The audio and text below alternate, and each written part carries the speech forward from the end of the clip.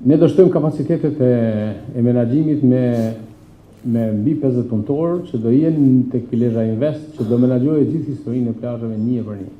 Menaxhimi i plazheve do jetë në tjetër ashtu duke dhënë përparësi absolutisht strukturave hoteliere dhe pasërtia është e patolerueshme. Aty ku do konstatojmë që pasërtia cënohet ai biznes që nuk zemen dhe nxjerr medoninat kur dojë dhe si dojë te koshat e medoninave, para orajt përcaktuar do i nështrohet gjoba.